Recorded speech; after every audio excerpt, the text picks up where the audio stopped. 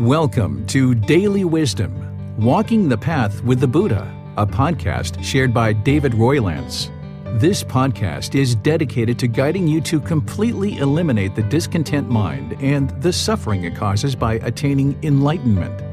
Learn and practice the teachings of Gotama Buddha that will guide you to fully attain a peaceful, calm, serene, and content mind with joy. To support this podcast, visit patreon.com/support Buddha or visit buddhadailywisdom.com, where you will discover a full range of courses, retreats, and online learning resources to assist you on the path to enlightenment. Now, here's our teacher to share more.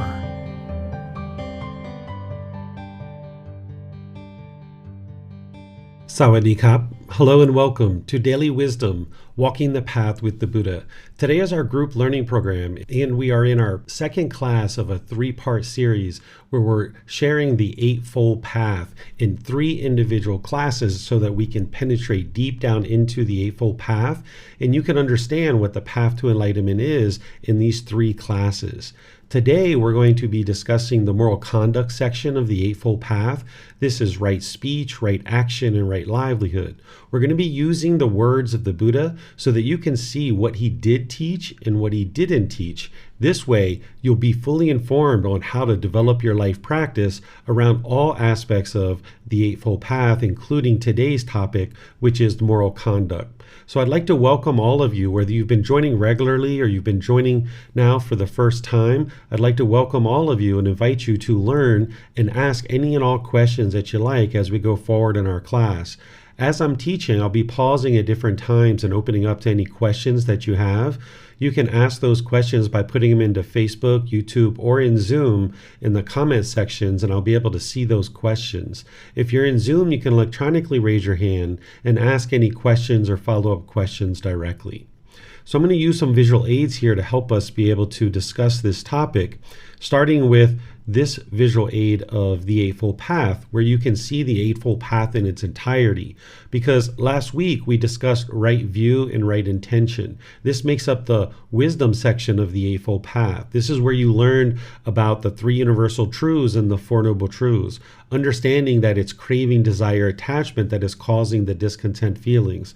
All the sadness, anger, frustration, irritation, annoyance, guilt, shame, fear, boredom, loneliness, shyness, resentment, jealousy, any kind of displeasure or uncomfortableness in the mind, it's all caused by craving, desire, attachment, that mental longing and strong eagerness, the mind chasing after the objects of its affection. In effect, you learn and you can independently verify that the mind itself is causing its own discontent feelings. Because in the unenlightened state, we oftentimes blame other people and think that other people are causing the discontent feelings. But that's not actually the truth. This is just a belief that the mind is holding on to. And when it gains the wisdom of right view, it can establish right view and see the truth for yourself that the mind is causing its own discontent feelings. And we did that through exploring the Four Noble Truths, where the Buddha then finally says in the Fourth Noble Truth that it is the Eightfold Path that leads to the complete elimination of discontent feelings. And that's how you would get to the enlightened mental state, where the mind's peaceful, calm, serene, and content with joy, no longer experiencing any discontent feelings whatsoever. Is you need to learn and practice the Eightfold Path, dialing in these steps closer and closer. And we explored right intention, where there's three aspects of right intention, where you learn about the intention of renunciation, the intention of non-ill will, and the intention of harmlessness. The intention of renunciation is maintaining an open mind, being willing to let go of false beliefs and misperceptions and misunderstandings, but replacing that with wisdom by you doing the work on the path to enlightenment to learn, to independently verify through your reflection, and then to practice the teachings, uprooting the pollutions that are causing the mind to experience discontentedness. And then that intention of non-ill will is the same as intention of goodwill or loving kindness, having a genuine interest in seeing all beings be well. And then the intention of harmlessness is not being interested in causing harm to any beings and practicing this harmlessness. Well, the reason why the Buddha sets up the Eightfold Path in this way is because these are foundational teachings that you need in order to then move into understanding the moral conduct. If you didn't understand that you were causing your own discontent feelings and establish the intention of renunciation, non-ill will, and harmlessness, it would be very challenging to understand and start to practice the other factors of the Eightfold Path, which are right speech, right action, and right livelihood. Everything that the Buddha taught in one way or another is coming back to the natural laws of existence. There's a primary law that is in the natural laws of existence called the natural law of Gotama, or cause and effect, or action and result. Some people refer to it as karma. That is the Sanskrit way of referring to this word, and that's a certain language. But the original teachings of the Buddha are in the Pali language, so people who study the original teachings of the Buddha will usually use this word Gama. When I teach, I use all English words. There's only 2 words that I really need to still use that are Pali because they don't translate over to one English word. And this is one of those, the word Gama. So I need to help you understand just a little bit of the natural law of Gama as we move into talking about the moral conduct, because what the Buddha is teaching you in the moral conduct section of the Eightfold Path is coming back to the natural law of Gama, of cause and effect, or action and result, essentially the results of your decisions. You can think of the natural law of Gama as a sequencing of events, of this cause and effect, or cause and effect. Some people often mistakenly think the natural law of Gama is all about punishments and rewards, or this, black cloud following you around, or maybe there's a being or an entity that's deciding who gets punished and who gets rewarded. This is not what the natural law of Gama is whatsoever. It's a natural law that is always functioning, whether you're aware of it or not. And there's this sequencing of events, or this cause and effect, or action and result. It's your life, your decisions, and your results. You experience the results of your decisions. So when you lack wisdom of this natural law, you'll tend to make unwise decisions because of your unknowing of true reality, that you lack the wisdom of this natural law. And when you make unwise decisions, you'll experience unwholesome results. But when you cultivate wisdom around this natural law and you gain wisdom of it, then you can make wise decisions that lead to wholesome results. So what the Buddha is doing in the moral conduct section is he's helping you to see this natural law of Gama as cause and effect, or action and result. And you can learn it, you can reflect on it to independently verify it, to see the truth, and then you can practice it and see that it's actually working. Sometimes when people are learning things like moral conduct, they kind of look at them as rules or commandments or anything like this. You shouldn't think about it like that when you are learning the teachings of the Buddha, because he never teaches in terms of rules or commandments. He's never guilting, shaming, or fearing you into learning anything particular. Instead, he's helping you to understand how he attained this peaceful, calm, serene, and content mind with joy. His mind was already peaceful and joyful. He didn't want anything from the world. He didn't want the world to be any particular way. Instead, he could see how the world functions through this natural law. And when you don't understand how this natural law is functioning, the mind will struggle and have difficulties in the world, because you'll tend to encounter a certain problem or challenge, and because of the lack of wisdom, you'll really struggle and have difficulties. And as you start making decisions, you'll tend to make unwise decisions that lead to unwholesome results. But when you cultivate wisdom of this natural law, not believing in this natural law, but learning, independently verifying, and practicing so you can see the truth and cultivate this wisdom, then you can awaken to the wisdom of this natural law and then make wise decisions that lead to wholesome results. When we say awaken to enlightenment, that's essentially what we mean, is that you're awakening to this natural law of Gama. Because when you awaken, then you have wisdom, you have knowledge, you understand what is going on in the world around you based on this natural law. A very simple way to think about it is, if you're polite, kind, friendly, and respectful to people, people will tend to be polite, kind, friendly, and respectful to you. But when we're impolite, unkind, unfriendly, and disrespectful, that's the way people tend to treat us as well. So when you awaken to a natural law, you're essentially gaining wisdom. And you've done exactly the same thing as it relates to other natural laws in your life as well. At one time, as we were born and we were very young in life, we didn't understand the natural law of gravity. We really struggled and had difficulties with this natural law because we lacked wisdom of it. We made unwise decisions that produced unwholesome results. We fell down, we hit our knee, we hit our elbow, we hit our head, we broke our toys, we fell off of bicycles. We had all these difficulties because we didn't understand the natural law of gravity. We lacked wisdom. But slowly but surely, over a period of time, we awoke to the wisdom of the natural law of gravity. We could see the truth for ourselves. And through trial and error and a bunch of missteps, we figured this out. And now we're at the point where we understand to tie our shoes, to look at the surface of the street or sidewalk as we walk. We don't bounce around and jump around as much as we did as a kid. We can now ride a bicycle or ride a motorcycle and all these different things. And this has helped us to be able to now make wiser decisions that lead to wholesome results because we awoke to the wisdom of the natural law of gravity. So the same thing that happened when we were a child, when we struggled and we cried and we were upset because we didn't understand the world around us, the same thing is happening with the natural law of Gotama, that when you're struggling and having difficulties, you just lack wisdom of this natural law. And when you gain wisdom of this natural law, you can then make wiser decisions that lead to wholesome results. So that's what we're going to be discussing today is the step of right speech, right action, and right livelihood. But be sure that you understand that what the Buddha is sharing with you is a way to improve your moral conduct, becoming a better and better person, so that as you're making decisions about how you interact in the world, you're not causing harm to others, so that this harm doesn't come back to you. Because as long as you're causing harm through your moral conduct, it would be very challenging to ever get to a peaceful and joyful mind or a peaceful and joyful life.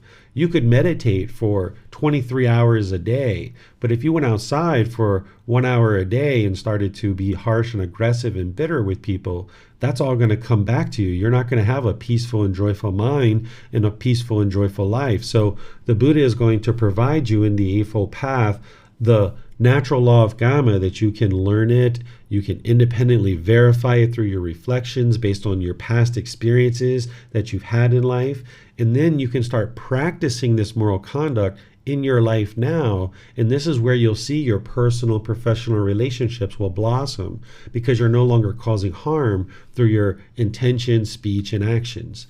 Because in daily life, we tend to think that we have all the best intentions, and we do certain things in the world, and we make certain decisions about our speech and about our actions, and we feel we have the very best intentions. But when we put that out into the world, oftentimes we're surprised by what comes back to us in the unenlightened state, because we thought we had all the best intentions in the world, and we were speaking in ways that we thought was wonderful. But that's because we lack the wisdom of these natural laws. The natural law of Gotama is there functioning, and if you lack wisdom of it, you could think that you have the very best intentions, but when you put it out into the world, it might not be received in the way that you intended because you're not practicing closely to the natural law of Gotama. So today is the process of starting to get to know what this natural law of Gotama is through the Eightfold Path. And then at various times in this program, we're going to be revisiting this, and we're going to be talking about the natural law of Gotama itself when we get to chapter 9. But this is a good kind of introduction to it so that you can see its cause and effect, or action and result, a sequencing of events that based on what you decide in life is going to determine the results that you experience. And what you decide in life is based on the wisdom that you have. So let's study here right speech, which is the Buddha's words on right speech from the Eightfold Path. Here what he says is, in what, monks, is right speech? Refraining from lying, refraining from slander, refraining from harsh speech, refraining from frivolous speech. This is called right speech. So here, the Buddha is giving you 4 aspects of speech to be able to purify, to be able to ensure that you understand this natural law of Gotama as it relates to speech. But you don't just believe this. You don't take it as rules or commandments or anything like that. You understand that he's trying to help you see how to not cause harm through your speech. And during the lifetime of the Buddha, it was speech. That's all they had was speech. Nowadays, we have verbal speech, we have text messaging, we have Facebook posts or social media posts, we have emails. So you might consider this to be right communication because you'd like all your communication to be such that you're not causing harm. So now let's take each one of these, now that you've learned what these are, and now let's compare and contrast them to our own experiences in life and see if the Buddha is really teaching something that would be beneficial for our life. That if we refrained from lying, what would we experience? So what we would like to do is look at times when we've lied, because every single one of us have lied at some point in our life. We've all done that. So we have experience of what happens when we lie. So when we lie, people will typically discover our lies, and then they will find out that we're not very dependable, that we're not trustworthy, and then our personal professional relationships will struggle.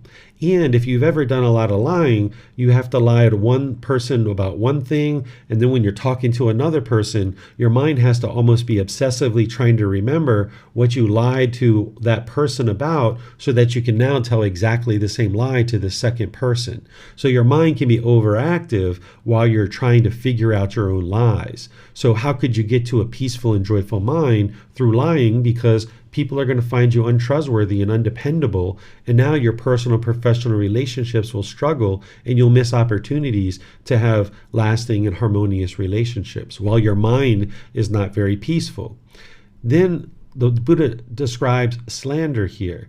He shares with us that we shouldn't slander, and this is like gossip. Essentially, what you're doing when you're slandering or gossiping is you're damaging someone's reputation.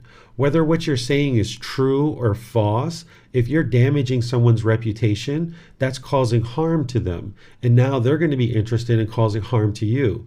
What you'll find is they'll either gossip and slander you, or some people might even try to injure you physically. People have actually been murdered over slander. So if you refrain from slander, you're protecting your mind because you're making wise decisions, and you're protecting the way you experience life and the way you interact in life.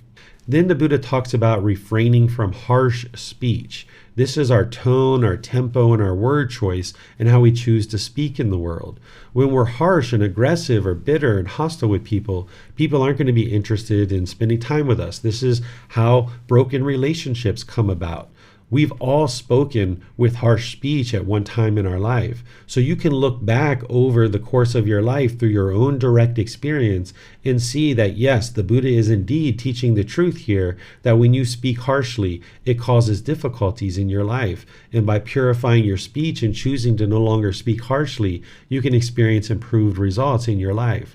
But of course, that's going to be challenging when you have craving, desire, attachment in your mind. When you have longing and yearning, you're going to have a real difficult time speaking gentle and without harshness. And that's why the mental discipline section that we're going to be discussing next week is going to help you see how to train your mind so that you can more and more learn and train to not speak with harsh speech. Then there's refraining from frivolous speech. What this is like idle chatter or unpurposeful, unbeneficial speech. This is where you might have a craving in your mind and you're just yada yada yada yada yada yada yada yada yada yada yada yada yada yada yada. It's more like broadcasting rather than a conversation. It's not a back and forth conversation where you're leaving space for somebody to also have a conversation to speak with you. You might have frivolous speech. And if you have frivolous speech, you're going to need to clean this up because you're going to find that you're not very influential or helpful in your community or in your workplace because people will just tune you out because you're not having a true conversation. It's just broadcasting to people. So these are 4 aspects of right speech that you would need to improve in order to move the mind closer and closer to this enlightened mental state. And by doing so, your mind can be more calm and more peaceful, and you'll see that your relationships will really improve. If you've done these things in the past, okay, that's done, and in the past you lacked wisdom of that, and now you can see the results of what you experienced based on those. So part of what we do is we make mistakes in life, and this gives us the direct experience to be able to see something like this as the actual truth. But understand that you're not going to be able to just snap your fingers and go outside and start practicing this immediately. In some cases, you will be. In certain relationships, you surely will be. But there are certain relationships that you'll have challenges to practice this. And that's why the mental discipline section is there in order to help you to train your mind so that then slowly but surely you can gradually train your mind, gradually practicing these teachings and experience this gradual progress in your life. None of these teachings can be learned in a class and then you can immediately implement them. You're going to make mistakes and missteps along the way, but gradually, slowly but surely, you can build up your practice where you're choosing to speak in wholesome ways and wise ways. So this is the first layer of detail that the Buddha teaches about right speech in the Eightfold Path. But remember what I shared previously, that the Eightfold Path is a core central teaching that other teachings plug into. And the way that the Buddha teaches is that he teaches in layers. He kind of gives you one layer of things to start working on and improving, and then he gives you another layer and helps you to understand the tools and techniques to work with that layer. And then sometimes it goes even deeper in helping you see some other aspects of various parts of your life practice that you can develop. So what I would suggest an individual to do is start with this first layer. If you're lying or slandering and gossip or using harsh speech or frivolous speech, work on eliminating that from your practice over a period of time. And as I mentioned, the meditation and the mental discipline and the things that you're going to learn there are surely going to help you to be able to do that. But then as you're starting to get your arms around that and you're starting to see the improvement and you start noticing that it's more and more easy for you to be able to practice that, then you'd like to go deeper. The Buddha has other teachings that are more deep around speech. And this is one of them that I'm sharing here underneath of the line. It's called 5 Factors of Well-Spoken Speech. This is where he's sharing with you how to really hone in on your speech and speak in a way that doesn't cause harm to others. I'm going to go through each of these with you here in class, but remember you have the book. Volume 1, Chapter 5 is where this is shared, and I go into a lot of detail around speech because there's a lot of harm that we can cause with our speech and a lot of things that we're experiencing in terms of people talking to us harsh or aggressive. If you have that in your life, is because you might be putting out a certain amount of wrong speech, so to speak, or wrong communication, and therefore it's coming back to you in your various relationships. So I definitely recommend reading. If you haven't already downloaded the book from our website, buddhadailywisdom.com, you can get it for free there. You can take it and go print it if you like, or you can order a printed version on Amazon. They're available there for you. So speaking at the proper time, there's 3 aspects of this. The first one is ensuring that you're not interrupting people, because you know that you don't like it when people interrupt you. So if you interrupted others, this would create difficulties in your relationship. So you'd like to be sure that you're not interrupting others. The second aspect is being sure that it's the proper time based on your mind. Because if your mind's angry or frustrated or agitated or any of those discontent feelings, it's not the proper time to speak, because the only thing that's going to come out from your mouth is that anger, the frustration, the agitation. It's unwise to speak when your mind is in that condition. So it's best to step away from a conversation, regain your composure, whether that's a few hours or a few days, and then you can always have a conversation later when the mind's better prepared. And then the third aspect is keeping in mind about how another person's mind might be functioning and what the condition of their mind is at any given time. So if somebody else is angry or frustrated or agitated, that's the wrong time to talk, because whatever you say isn't going to get through. So it's best that both people's minds are in a place that you can have a healthy conversation, and then there can be understanding and mutual understanding between each other. You might even start to notice that certain topics that you're interested in talking about with another person, they might be very impactful, and you might need to check with the other person to see if it's okay to be talking about this at that particular time. Say you get a notice in the mail that you haven't paid your rent, and in 3 more days you're going to get kicked out of your house if you don't pay your rent. Well, if your partner or your roommate has just come home from work and you jump on them right away and start, being really upset about this particular notice, that's the wrong time to talk. They just walked in the door. It would be wise to let them come in, take off their shoes, put down their bag, maybe get some water, something to eat. And after a little bit of time, you might even ask them, how was your day at work today? Or how was your day? And they're like, oh, it was great. And you're like, oh, okay, well, I have something important to talk about. Is this a good time? And then if they're say yes, then that would be an ideal time for you to maybe have the conversation. Or if they've had a really bad day and they say, no, this isn't a good time to have a conversation, you might decide to not have that conversation. So you can talk this through in your own personality, your own character, and find out and ensure that it's a good time for the other person to talk. And this will ensure that you have really wholesome and helpful conversations using this wise teaching that the Buddha is sharing about speaking at the proper time. Then when you're speaking the truth, which we already covered as part of the core part of right speech, this is going to help you to be dependable and trustworthy. People are going to think of you as someone to be relied on. So you're always interested in telling the truth. The Buddha understood this so well with the natural law of karma that he always told the truth from the time that he got enlightened onward, so much so that even when he told jokes, he didn't tell a lie. If you can imagine this person telling the truth and teaching the truth in his classes in the way that he was sharing the truth about the natural law of karma, if on the side he was telling jokes that were lies, people wouldn't know whether to trust what he was saying when he was teaching was true or not. So even when he was in private conversations, if he told jokes, he would tell the truth.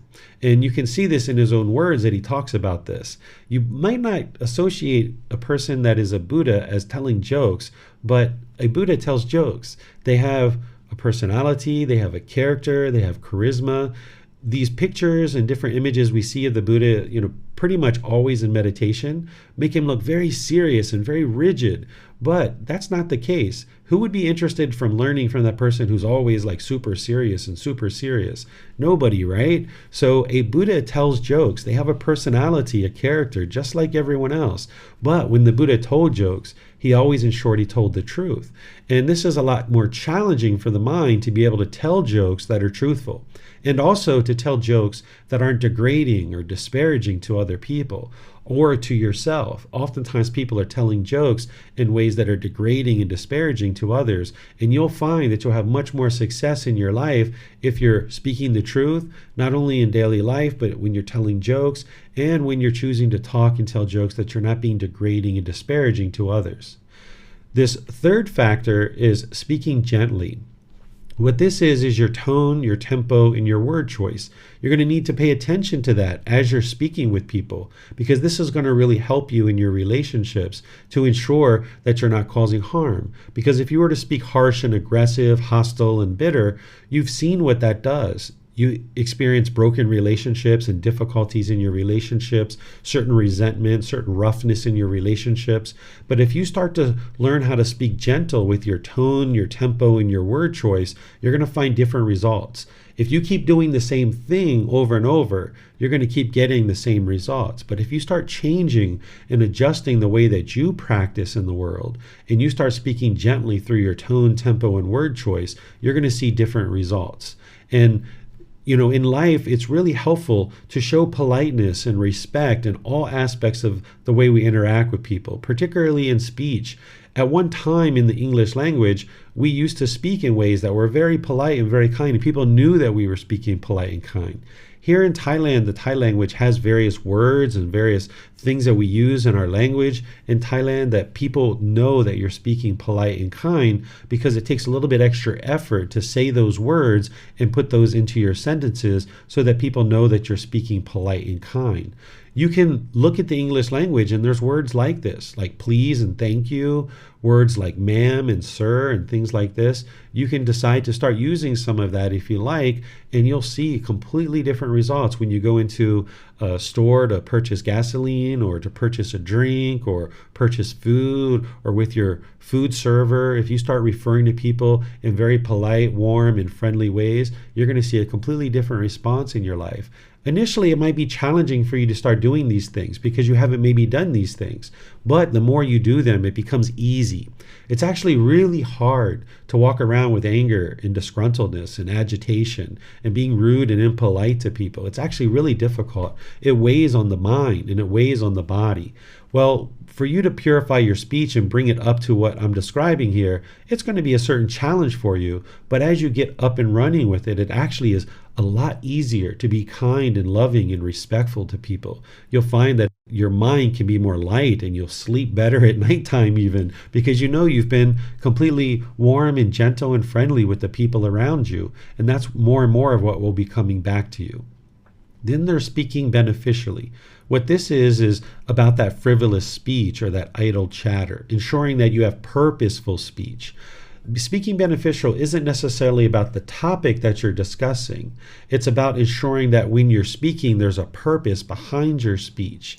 That if you're sitting down with a brand new person you just met and you're asking them certain questions about their age or where they live or their life or things like that, that's purposeful. It's beneficial. You're getting to know somebody. But if you were just broadcasting and yada, yada, yada, yada, yada, this is not purposeful and beneficial. So you'd like to be sure that you're speaking in beneficial ways. And then lastly, speaking with a mind of loving kindness. Loving kindness is a genuine interest in seeing all beings be well, where you have this interest of practicing goodwill without judging others. We're going to be talking about this when we get to chapter 14, which is titled Healthy Mental States, Loving Kindness, Compassion, Sympathetic Joy, and Equanimity. This is where you're going to learn how to cultivate these healthy mental states, and you're going to be able to see the things that it transforms in the mind. And I'm even going to be teaching you loving kindness meditation to be able to cultivate this in the mind, so then it becomes easier to speak with loving kindness. Loving kindness is having that warmth and that interest in seeing all beings be well, practicing goodwill. So these 5 factors of well-spoken speech: speaking at the right time, what you say is true, speaking gently, beneficially, and with a mind of loving kindness is going to help you to practice in a way that's not causing harm to others. Now that you've learned this, you can start reflecting on this and start looking to see if it's true or not. You can look back over the course of your life through your own direct experience and see in situations where you weren't practicing even one of these 5 factors. You might have been practicing all the other 4 without realizing it. But if you miss just one of these 5 factors in a certain conversation, there's a good chance that that conversation didn't go very well, and it might have ended in an unwholesome way, or if the other person wasn't speaking in that way. So you can see the truth for yourself that the Buddha is indeed sharing with you the natural law of Gama that's going to help you to be able to improve the way that you interact in the world. You can even look back at conversations that went really well and that there was a very wholesome outcome. And even though you didn't know these 5 factors at that time, that the conversation went really well because you happened to be practicing them without even realizing it. And the other person happened to be practicing them too without realizing it. So if you've done any kind of interaction with people and you can look back over the course of your life through your direct experience and do that compare and contrast, you can see that what the Buddha is sharing is the truth through your reflection. But then to really drive it home so that you can see that it's the truth, you start practicing these. And as you start practicing them, that's where you see your personal and professional relationships really improve. It's not going to be the first day or the first week or the first month, but slowly but surely, you'll see improvement in your life as you start to clean up the way you interact in the world. And as you speak in this way, you're going to start establishing something that we refer to here in Thailand as barami. This is a Thai word that we use here in Thailand. It's pronounced barami. What barami means is it means the one who people listen to. In Thai society and Thai culture, there are certain people who have barami, the one who people listen to. In a lot of villages, there can be elders that people know that these people have had a very good life. Maybe they've got along with a lot of people very well. Maybe they've been successful in business or something like that. And these people have barami because they're very wise about how they interact with people. And the villagers will tend to go to this person or this couple or these individuals and seek advice and seek guidance because they have barami. They're the one who people listen to. They're wise about things. Well, the way that you establish barami is you practice the 5 factors of well-spoken speech, because the more you interact with people in ways that doesn't cause harm, then more and more people are interested to spend time around you because they see that you're not causing harm through your speech. And of course, this comes from your right intention and your right view, because if you have wrong view and you thought that other people are causing you to be angry, you might feel justified in your harsh speech. You might feel justified in that anger. But if you establish right view and you understand that your mind is causing its own discontent feelings, and you establish right intention, where you have the intention to let go of this harshness, where you have the intention of non-ill will and cultivating goodwill, and you have the intention of harmlessness, now your speech can emanate from that right view and that right intention, where you're now interested in practicing in a way that you can establish barami, and you can become the one who people listen to more and more and throughout the community that you circulate in. And people will look to you as being very wise because you're not causing harm to others through your speech. These are some teachings that I share in the book. There's a lot more that I share there than I could fit into a particular slide, but I include this into our discussion around right speech because if all else fails and you're out there and you can't remember 100% of what the individual factors of the 5 factors of well-spoken speech are, if you can at least remember to be polite, kind, friendly, and respectful through having wholesome speech in all forms of communication, this can be really helpful for you. But more and more, you'll need to dial in this 5 factors of well-spoken speech. One of the things that I did when I was working on this really closely is I would review the 5 factors of well-spoken speech in short form in the morning before I would go outside. You might even decide to take a photo of this and put it on your phone so that, when you're at the bus stop or, you're waiting in the DMV or something like this, or you're somewhere at a doctor's office, you can be reviewing the 5 factors of well-spoken speech, like before you go into an important meeting or something like this. And now throughout the morning, you practice as best you can what you've actually reviewed. And then maybe in the afternoon or evening, you also review it again to prepare you for things that are going on in the evening. And if you do this over a period of weeks, you'll find that this becomes more and more straightforward because you're refreshing the mind each day about what the 5 factors of well-spoken speech are. And that's why we have this space between our classes where you can learn something in class and then apply it in daily life and start seeing the results of it. So this is what I'd like to share so far on right speech, and I'd like to open up to any questions that you guys might have related to right speech before we move on to talking about right action. Remember, you can put your questions into Facebook, YouTube, or Zoom, and I'll be able to see your questions in the comment section. Or in Zoom, you can electronically raise your hand and ask any questions or follow-up questions directly. Okay, I'm not seeing any questions here from any students. Oh, here we go. Here's one. Steve, I can see that I need to do a lot of work on this. Thanks, teacher. Oh, yes, you're welcome, Steve.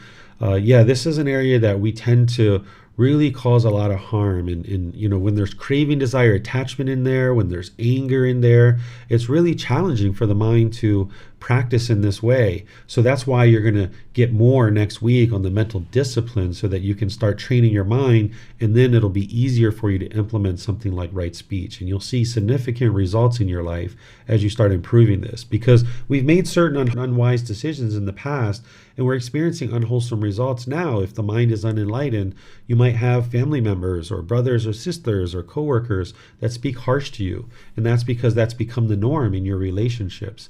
But as you start changing the way you practice, then slowly but surely over time, you might see that other people are choosing to adjust the way they do things as well. And this is really helpful as it relates to children, for any of you guys that have children, that if you're bitter and harsh and hostile toward children, as you put that out, your children are going to end up speaking that way with you over a period of time. So by you modifying your conduct and the way that you interact in the world, then your children will have a role model and they'll start to practice in a similar way. But if you've been making unwise decisions in the past, you're going to need to clean up your practice first so that then other people around you can take notice of that, and then they might start improving their conduct as well.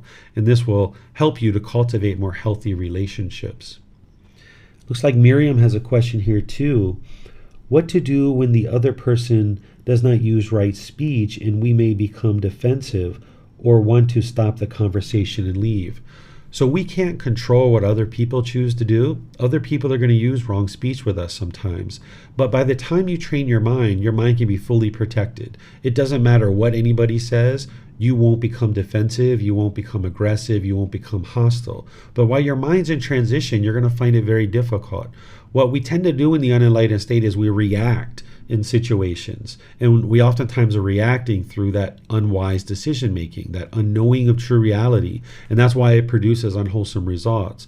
But what you're trying to get to more and more is that you respond in a given situation. And sometimes your response can be to ignore it, to walk away, and to leave. And if the other person gets angry because you're walking away from a conversation, that should give you even more justification or more evidence to see that it would be very unwise for you to talk to this person, because nothing's going to get through when they're so angry and hostile and bitter. It's the wrong time to speak. And then also remember, if you're walking away from a conversation and somebody gets angry, they're causing their own anger. You didn't cause that anger. No matter what they believe in their mind, you need to be able to see the truth. So just like your mind causes its own anger through things like craving, desire, attachment, that mental longing, strong eagerness, if other people are getting angry, they're causing their own discontentedness too. And oftentimes it's best to just walk away, because anytime someone's bitter and harsh and hostile and aggressive, it's just the wrong time to talk, and there's nothing productive that's going to come from that. So I see, Francis, you have your hand up. What's your question, sir?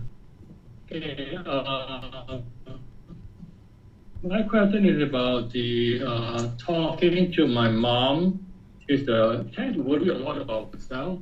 Sometimes I don't tell her the whole story, because you tell the whole story, where I'm going, what I'm doing. She'll tend to worry, I'm not back yet. She will ask her to call me, where am I now? So I have this thing about, I know that I'm not saying the whole truth, but I'm not lying with the intention of causing anything. So what would you say, in this case? Sure. When you have certain situations that you're involved in and you're not choosing, in this example, to not share with mom everything about what you're doing and where you're going, this isn't lying. This is just making potentially a wise choice, because as you say, if you share everything with her, she's going to worry, she's going to call you, she's going to want to know something.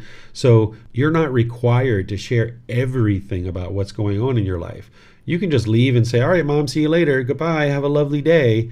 There's no need for you to go into a lot of detail. And if you found that it's unwise to do so, then that's a good reason to not do so and not to share that detail. So this isn't lying. This is just choosing to share selectively based on a as need to know basis. You don't need to tell everybody everything about what's going on in your life. So that's fine if that's something that you would like to do, because you can't cause harm by not telling something in this particular example. If you were called to a court of law, for example, and you were under oath and you held back information and you didn't tell everything that you know in a given situation, this can cause harm, because you can potentially perjure yourself and you can be looked at in a very unwise way in terms of people thinking of you as being unwholesome. So when it comes to mom, you don't need to tell her everything, but if you are under oath or you're obligated to tell everything like maybe in a business setting or in a court of law, in those situations, you'd like to tell what you know, because people are going to be injured if you don't tell everything you know. But in this case, nobody's going to be injured based on what you're sharing. And that's what you would like to do whenever you're trying to look at your moral conduct, whether it's speech or actions or anything else. Always look at, is this harmful or is it unharmful, right? Is it harmful or is it harmless? So by not telling mom, have you caused any harm? And based on what I'm hearing, the answer is no. And you've actually practiced harmlessness, because there's less harm by not sharing the detail with her. That if you share detail with her, her mind would become obsessive, it sounds like. So you're always looking at, have you caused harm or not? I was with some students this week during a retreat, and we went to a store in order to buy a bunch of supplies for an orphanage that we were going to go visit.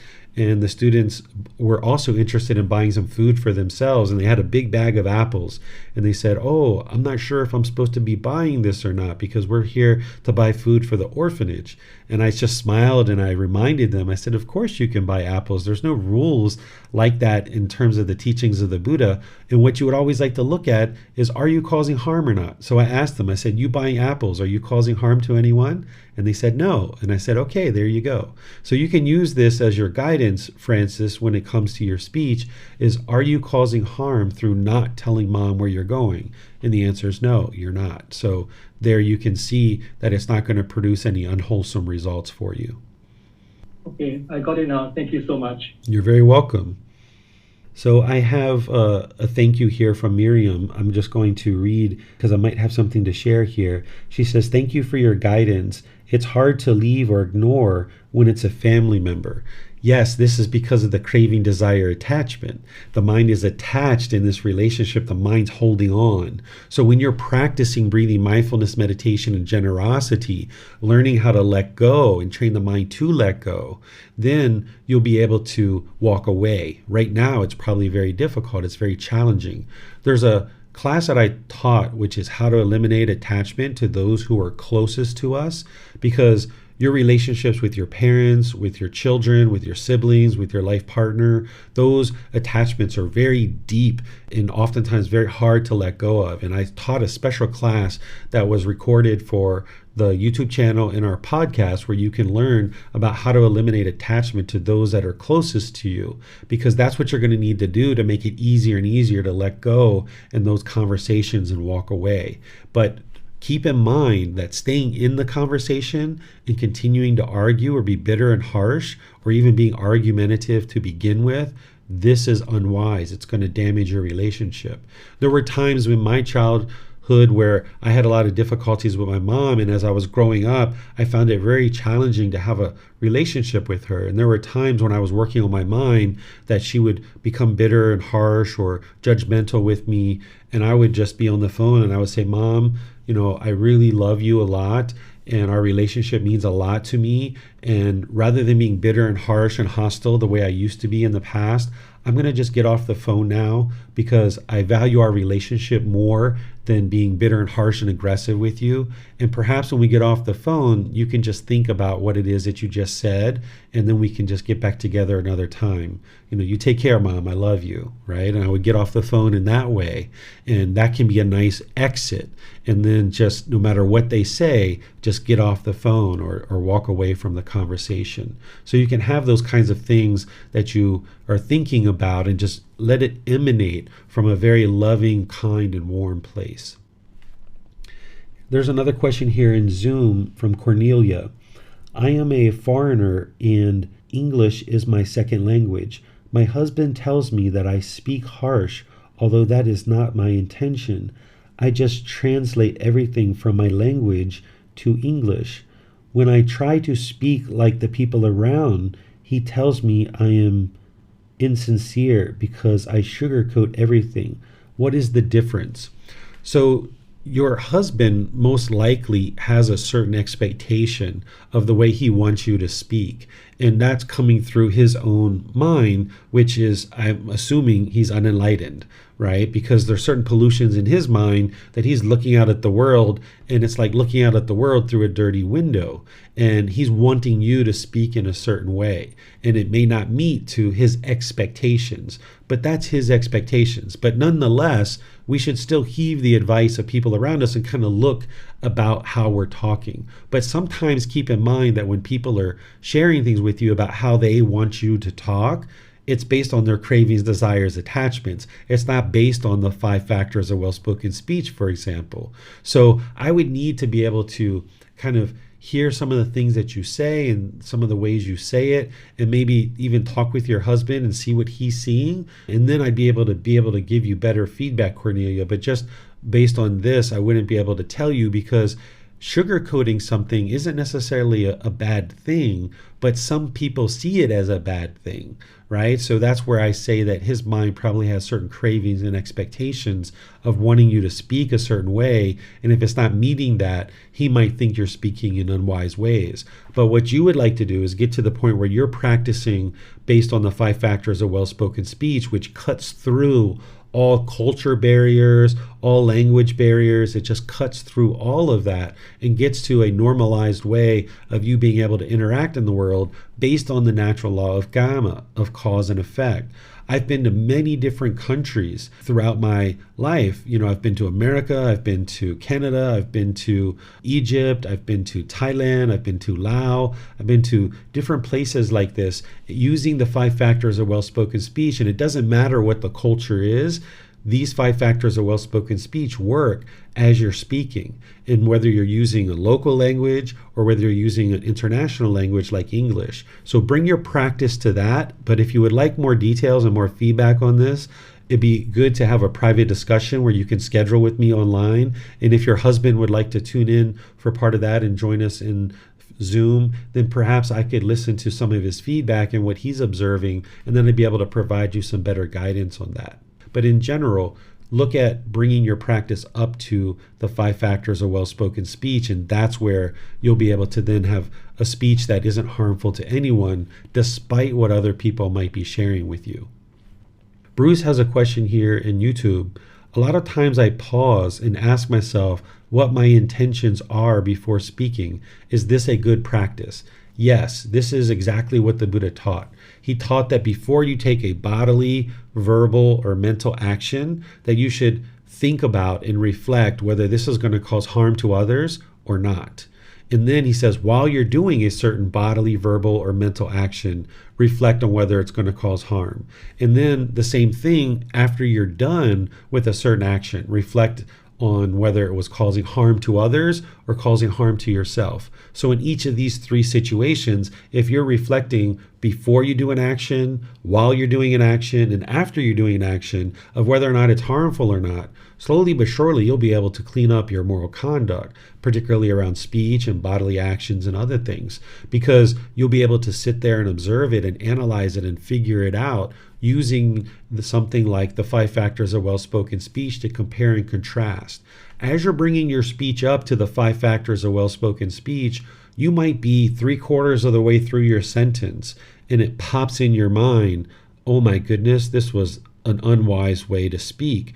Cut that off. Don't even finish your sentence. Even if it was at a 3/4 part of your sentence, just cut it off. Apologize to the person, make amends, let them know that you were unwise, and aim to do better.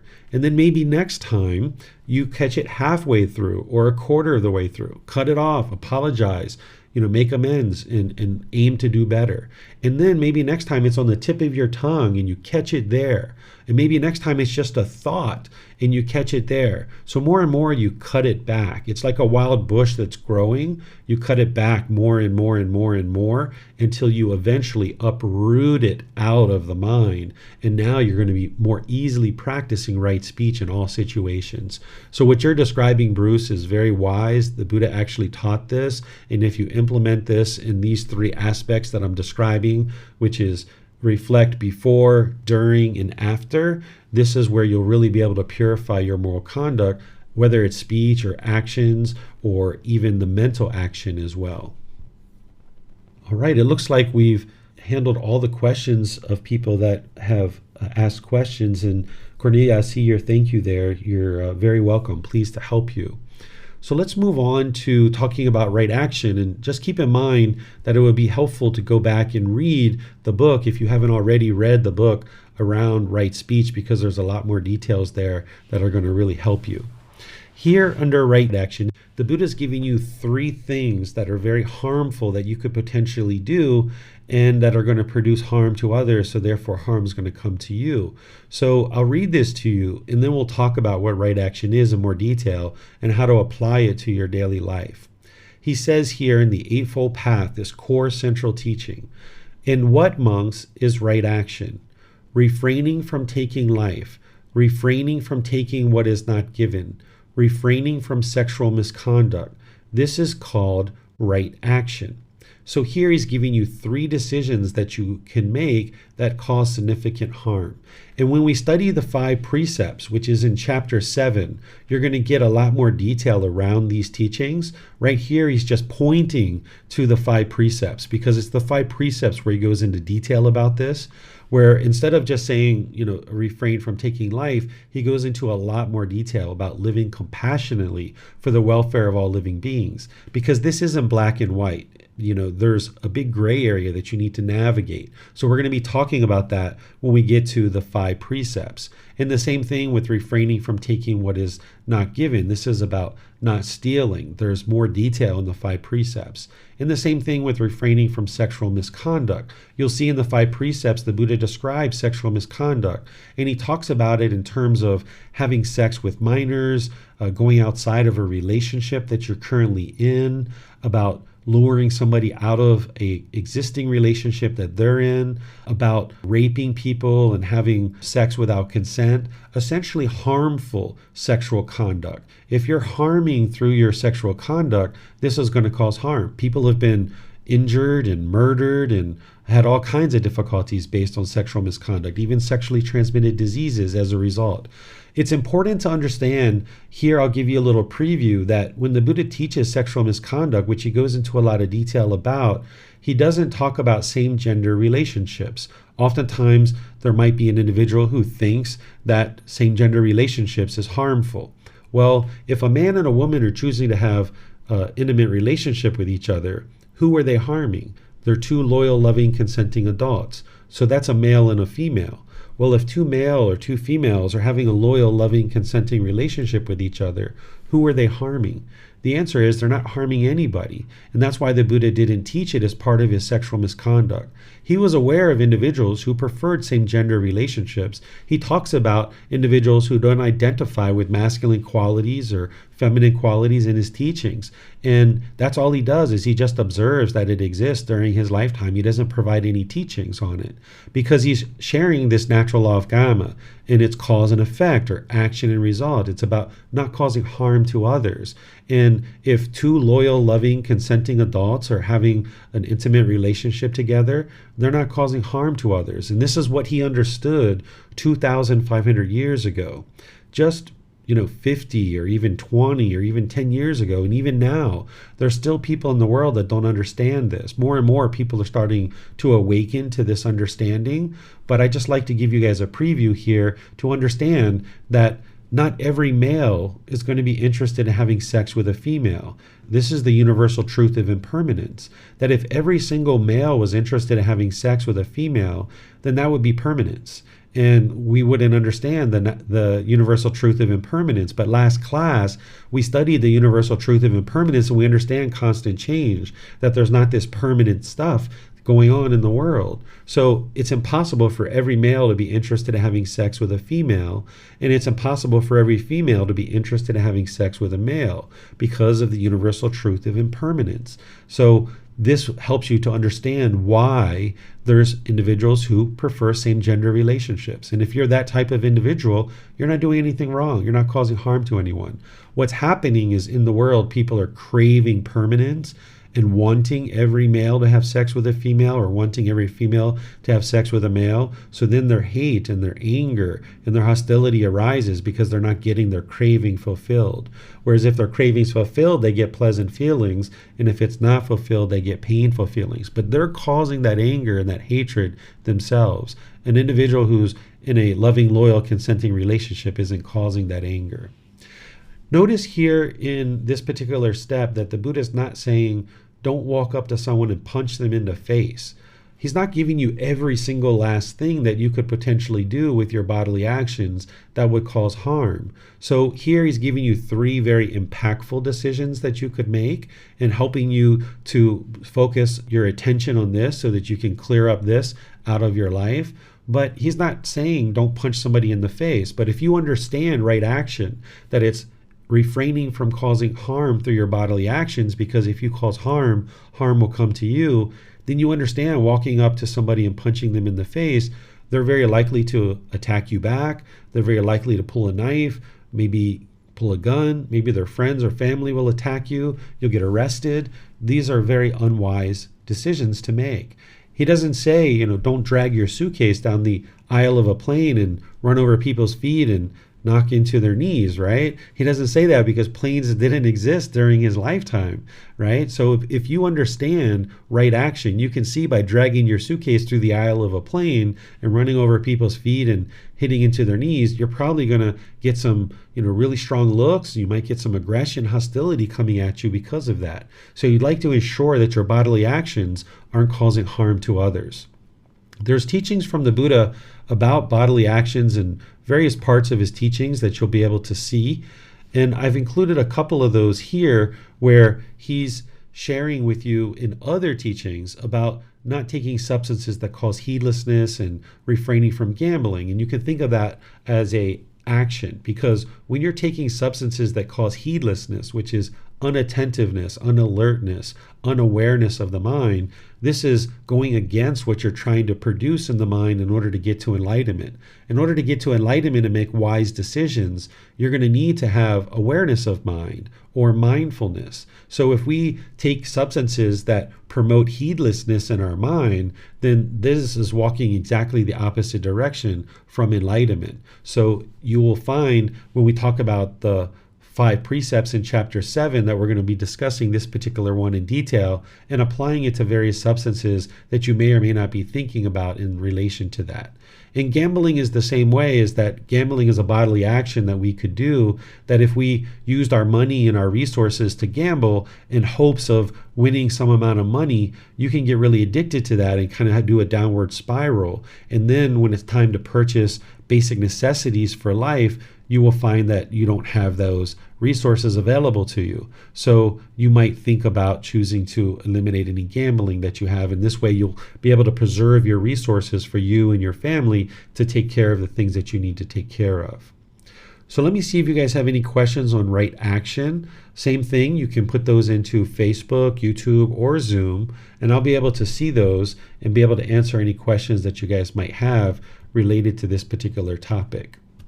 All right, I'm not seeing any questions coming in, so I'll go ahead and move to the next step in the Eightfold Path, which is right livelihood. We're going to be discussing this one and helping you understand what this one is. First, let's talk about what is a livelihood. A livelihood is how you choose to sustain your life in the world. This could be your occupation or how you choose to make an income. It could also be like a stay-at-home mom or a stay-at-home dad, how you choose to function in the world and sustain your life, and the contributions that you're making in your life. Through sustaining your life, you need to make some kind of income or you need to contribute something to the world, and it's your livelihood that is describing what you actually do in life. Well, in the Eightfold Path, the Buddha gives a very basic description and essentially points you to another teaching where he has other teachings that describe what right livelihood is. So here in the Eightfold Path, he just says, "In what, monks, is right livelihood? Here, monks, the noble disciple, having given up wrong livelihood, keeps himself by right livelihood." What a noble disciple is during the lifetime of the Buddha, there was a really strong caste system in place, that you were born into an affluent and rich family, you were considered to be nobility.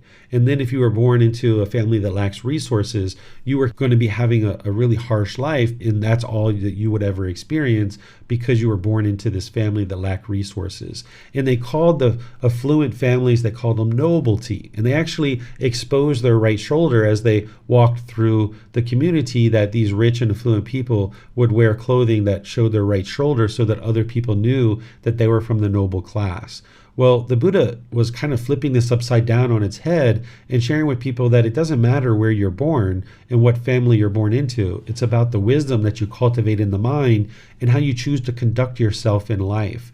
And he referred to everybody who was studying his teachings and that was cultivating wisdom and doing this inner work to improve how they function as a human being. he referred to them as a noble disciple. And that's why the ordained practitioners, even to this day, will expose their right shoulder, because this is going back to the lifetime of the Buddha, where no matter what family you're born into, you can cultivate wisdom and choose to function in wiser and more wholesome ways in the world. So if someone's born into a low family where during that lifetime they considered those people to be low and poor, the Buddha said, no, your nobility, expose your right shoulder. And now they're wearing robes and walking around with their shoulder exposed, and now they're cultivating this wisdom. So whenever you see in the teachings of the Buddha where he's talking about a noble disciple, this is the reason why, that all of his students, in his opinion, were noble, because they were learning and practicing wisdom to improve their life and do that inner work on the mind to become a better and better person. So under this, I have some of his teachings on right livelihood, and I'm just going to give you kind of an introduction to some of his teachings on right livelihood, and then I'll guide you to a place where if you're looking to change your livelihood, or if you're currently unemployed and you're looking to get a new livelihood, you can look and explore the full teachings of what the Buddha shares around right livelihood. Because there's two ways to kind of purify your livelihood and ensure you're not causing harm through the way that you sustain your life. If you're sustaining your life off of the harm of others, this is going to bring harm to you. So here in this first teaching, you can see what's called the trades not to be plied. These are 5 businesses that if you conducted work in any of these 5 businesses, it's going to cause harm to others, so therefore harm is going to come to you. And you would like to get to a point where you understand what these are, and then you can practice in such a way that you're not causing harm, so that then harm doesn't come to you. Here the Buddha is talking about business and weapons, living beings, meat, substances that cause heedlessness, and in poisons, because these 5 livelihoods are going to be such that you're sustaining your life off of harming others. And as I've done with all these teachings, is you learn them, you reflect on them, and then you practice. So now that you've learned this one particular teaching, let's start reflecting on it to determine if it's actually true or not. Let's take something like business and substances that cause heedlessness. You can do all of them at any time that you like, kind of looking back and doing a reflection based on your direct experience. But let's just take this one, since this one tends to be an easy one for people to be able to see the truth about, is substances that cause heedlessness. If I were to stand on the street corner and I was to sell cocaine or heroin into a community, I'm causing harm to this community by selling substances that cause heedlessness. And now because of that, harm can come to me. I could get beat up, I could get robbed, I could get murdered, I could get addicted to the substance that I'm selling. The police could arrest me. This is because of the harm that I'm doing in the community. You can see very clearly it would cause harm in the community, thus harm could come to you. But remember, this is the natural law of Gama. The natural law of Gama is a much higher law than the law of human beings. In the human world, we've created various laws. We've developed these laws, we implement these laws, we enforce these laws, and it's very challenging for us to do that in a perfect way. Our laws are imperfect because human beings are prone to errors. And because of that, when we implement laws, we make mistakes as we're implementing laws. So the human law is one thing, but the natural law of Gama is a much higher law that you would be interested to develop as your life practice, and that's what's going to actually help you get closer and closer to enlightenment. So as a human law, it's illegal to sell cocaine or heroin. And also based on the natural law of Gama, you can see that it would be unwise to do so. But the human law, it's legal to work in a liquor store, for example, and sell whiskey and sell beer and things like this. But when you understand the natural law of Gama, you can see that it would be unwise to work in that kind of situation, because these are places that typically people who are drunk or intoxicated are going to be coming into. And now you're going to have to deal with the drunk and intoxicated people coming into your work environment. But also in this environment, these places tend to also get robbed frequently, and people get injured or beat up and robbed and murdered just by working in a liquor store. Well, by human law, you can work in a liquor store. There's no problem with you working in a liquor store. You won't go to jail for that. But if you understand the natural law of Gama, you can see that it's quite unwise to work in a liquor store. So you can take each one of these livelihoods that the Buddha is talking about, and you can compare and contrast it based on things that you know about the world, and you can see that he's indeed teaching the truth. Then there's another teaching that would be helpful for you to understand at this point in order to help you in your livelihood. The Buddha teaches about wrong livelihood involving scheming, flattery, hinting, belittling, and pursuing gain with gain. This is how you choose to conduct your livelihood while you're actually doing a certain livelihood.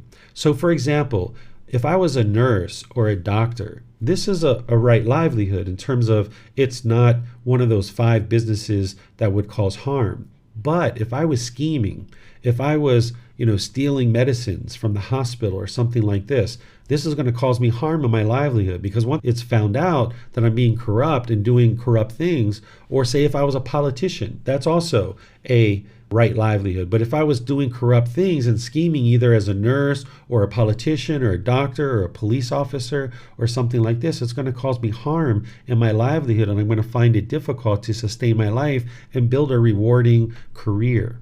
Same thing with flattery. What this is like insincere comments to your customers or your coworkers just to get people to buy things from you or to do things that you want them to do.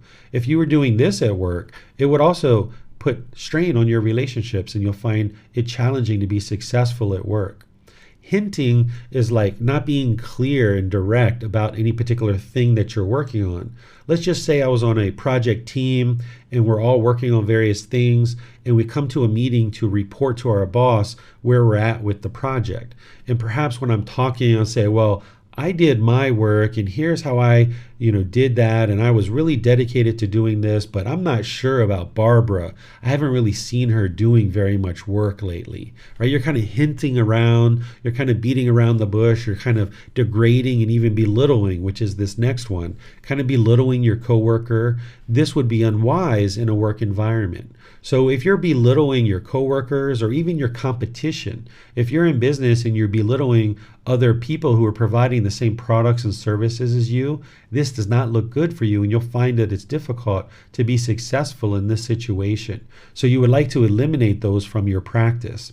What pursuing gain with gain is, this is where if you are in a certain livelihood and you really aren't having much enthusiasm or motivation to work in this particular livelihood, but you're just showing up for a paycheck and you're not really dedicated to the work, you're not really feeling strongly about any particular aspect of working there, and it just kind of feels miserable going to work almost every day because all you're doing is you're out for the profits.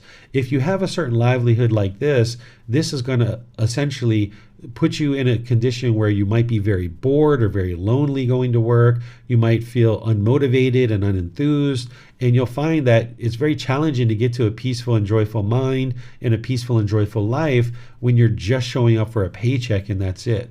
When you choose a livelihood, you should have enthusiasm, you should have motivation, so that when your feet hit the ground and it's time to go to work, that you're interested in going to work, and that's something that you would like to do, and you feel good about what it is that you're going off into the world to provide, either a product or a service to the world. This way you can always stay very motivated in your work.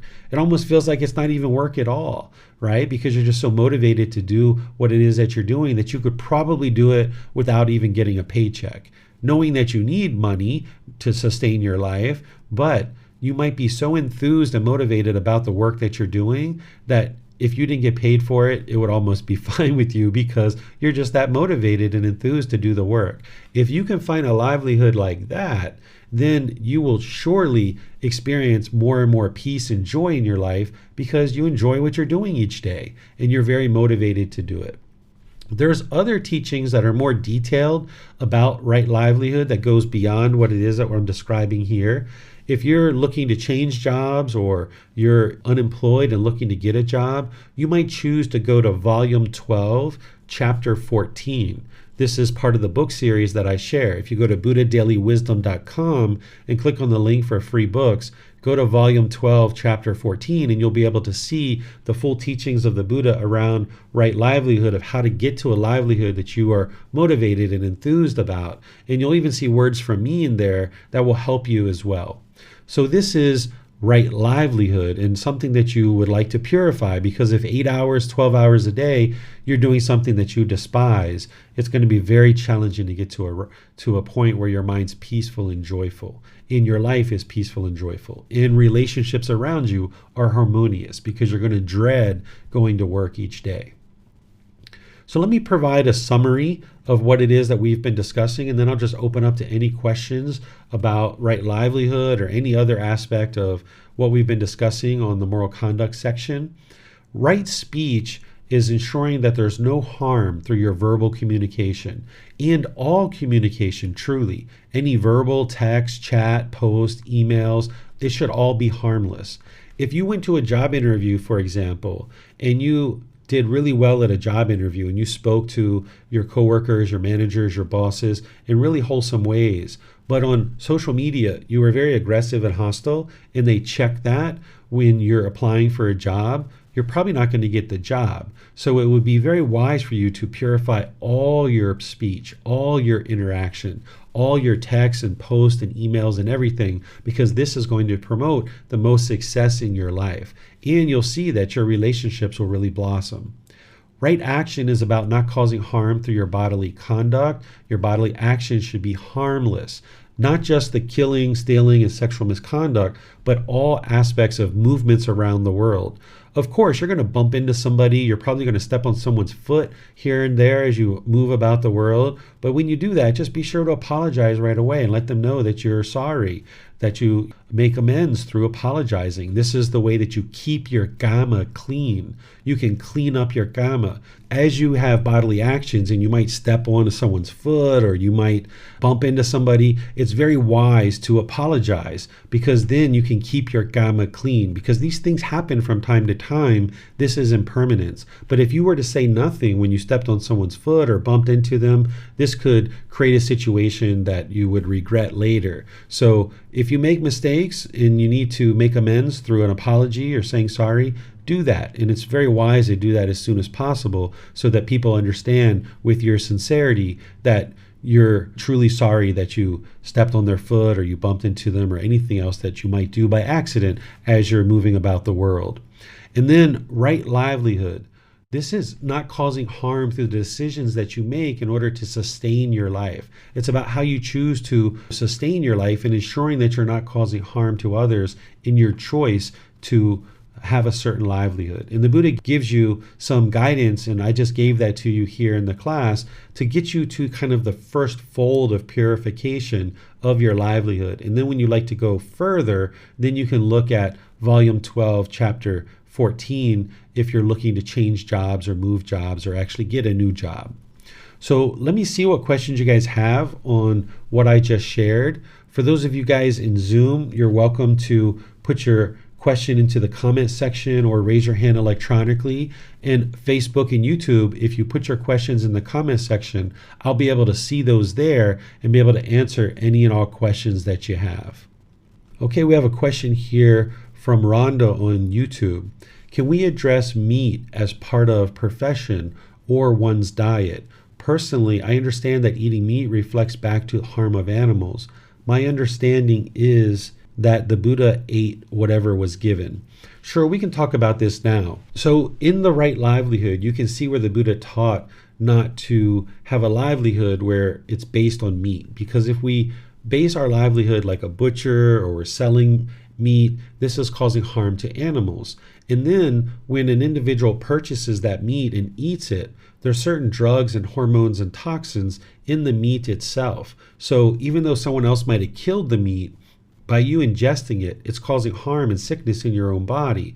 And whether you choose to do this or not is your choice. Everybody has their own practice. This isn't about a bunch of rules and commandments that everybody has to follow or required to follow, or one person's judging or what have you.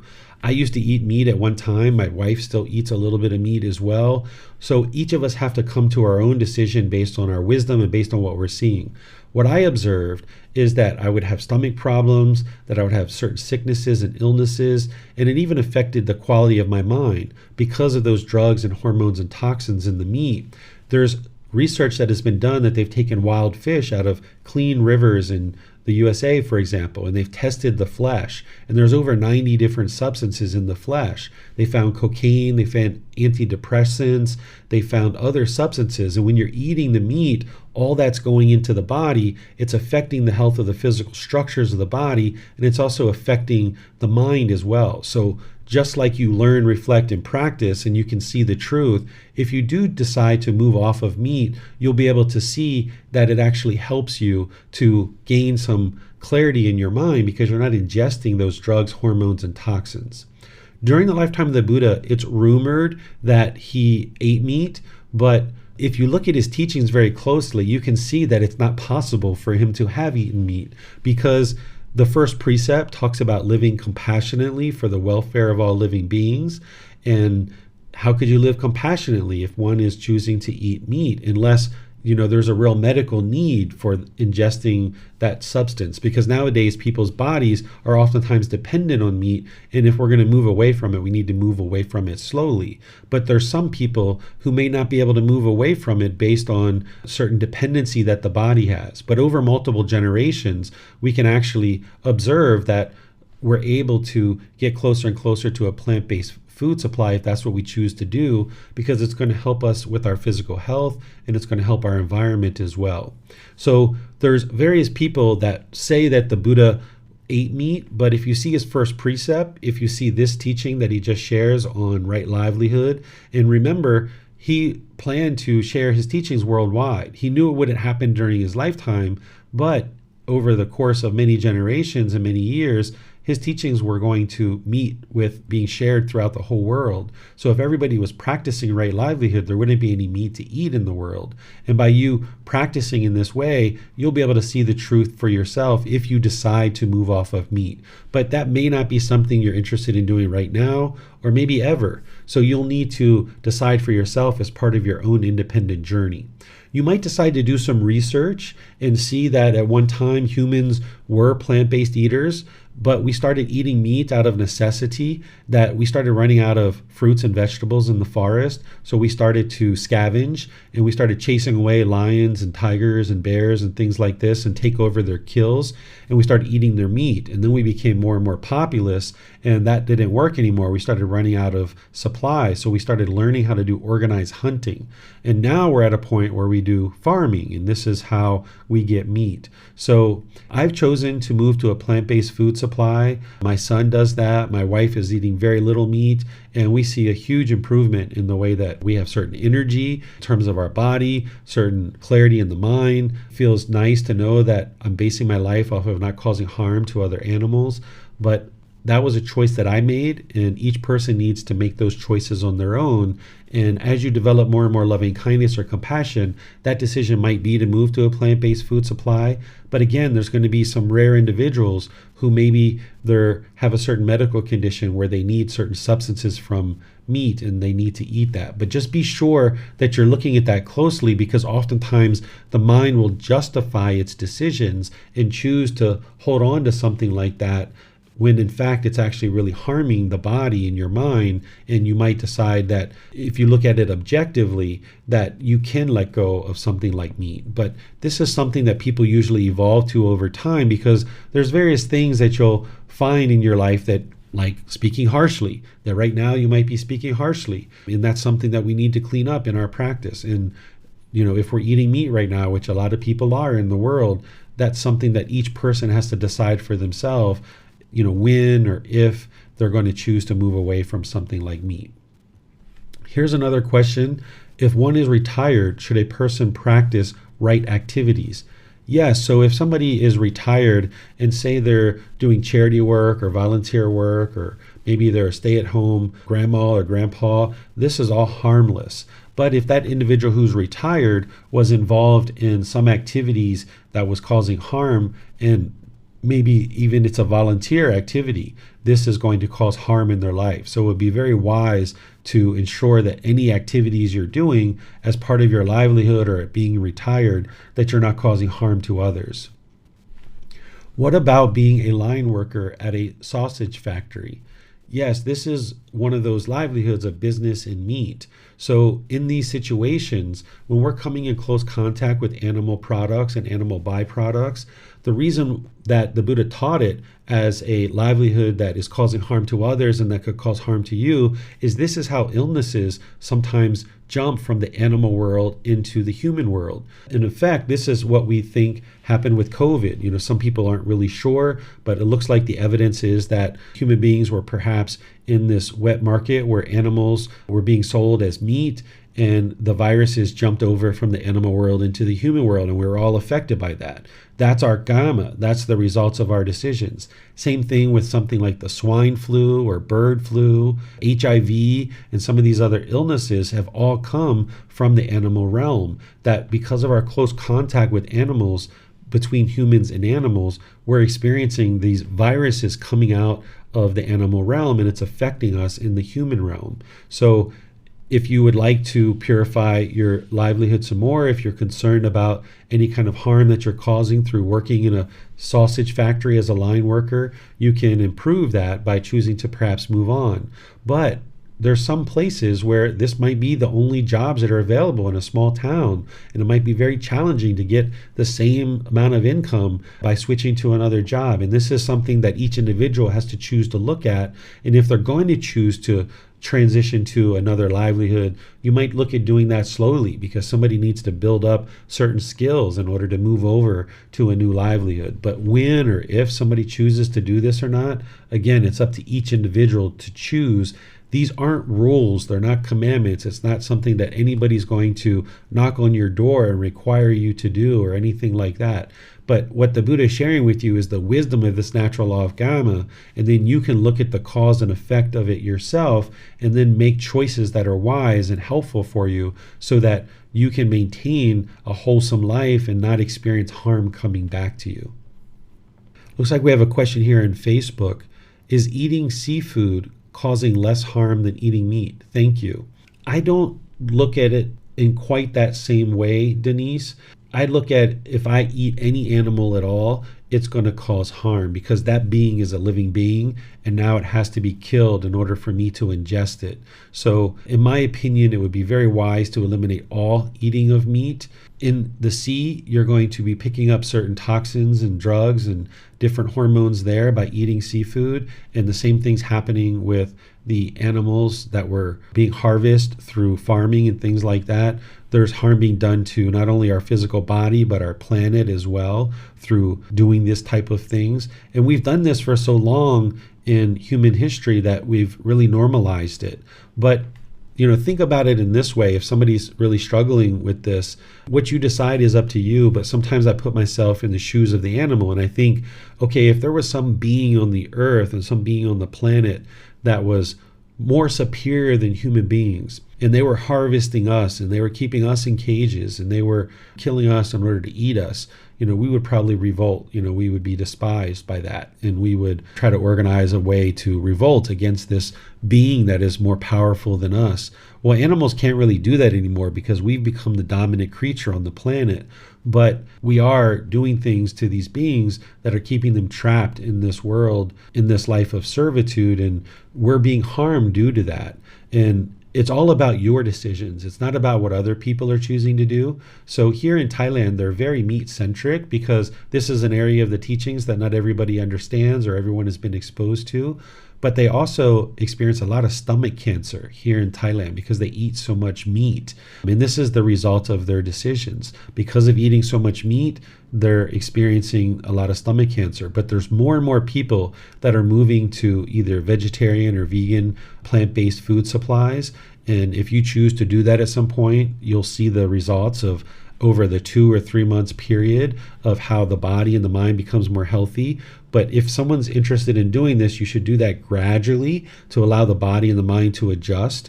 And you might need to look at some vitamins. Something like B12 oftentimes needs to be supplemented as part of moving away from animal meat in order to move to a plant-based food supply. So these are all considerations that you can look closely at. And I wrote about this in chapter 7. If anybody's interested in seeing more details on this, under chapter 7, under the first precept, you'll see a section regarding vegan And you'll see how I talk about it, that it's up to each individual, but I provide you details about information that you might consider in terms of your decision of whether or not you would like to move to a plant-based food supply. And that doesn't mean you have to do it right now, right? If someone chooses to do that.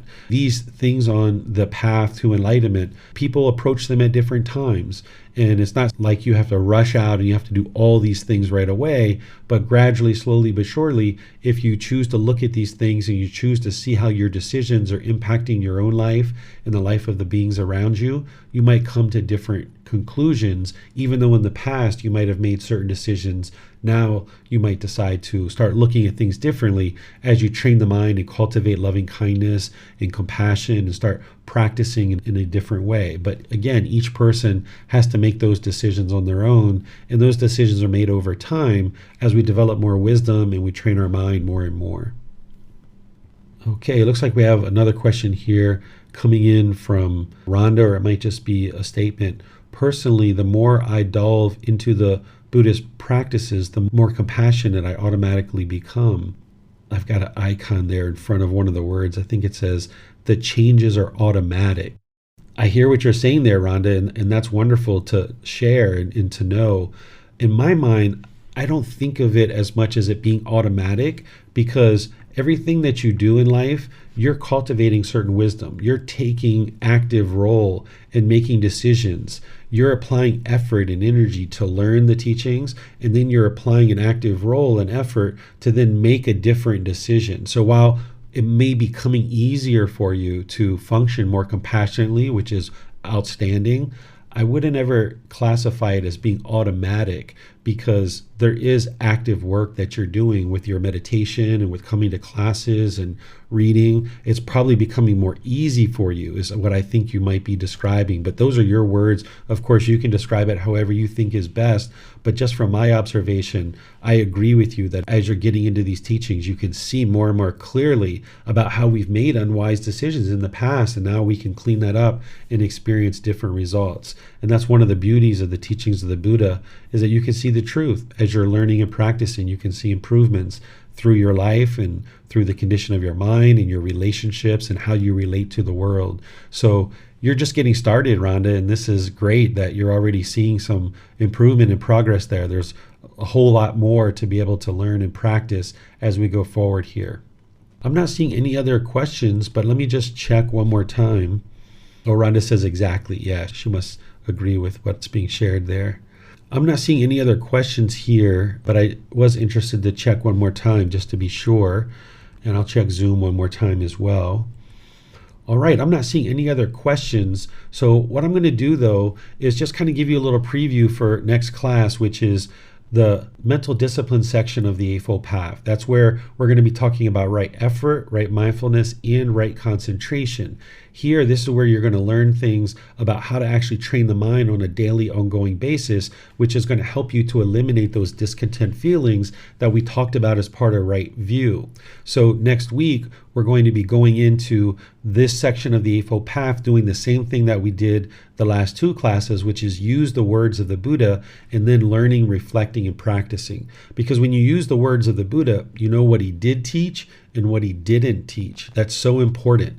There's over 500 million people in the world who identify as being Buddhist, but very few of them are actually learning with the original words of the Buddha. So by you learning like this, through the books, through the classes, through the videos, and all the other resources that I share based on the original words of the Buddha, you can see what he did teach and what he didn't teach. And then you're not believing it.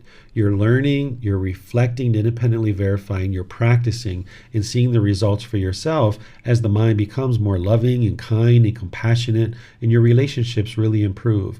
So it's wonderful that you guys are attending these classes and asking questions, getting help, and being really interested and determined to dive in to the teachings and understand what they are, so you can make these gradual improvements to your life. And always keep that in mind, that it's gradual training, gradual practice, and gradual progress. It's not instantaneous. So these things that I shared today, you're not going to be able to instantly go out and make drastic, radical changes in the snap of a finger. But instead, as you gradually learn, you'll be able to gradually practice and gradually experience progress. And there you'll see the improvement to the condition of the mind in your life.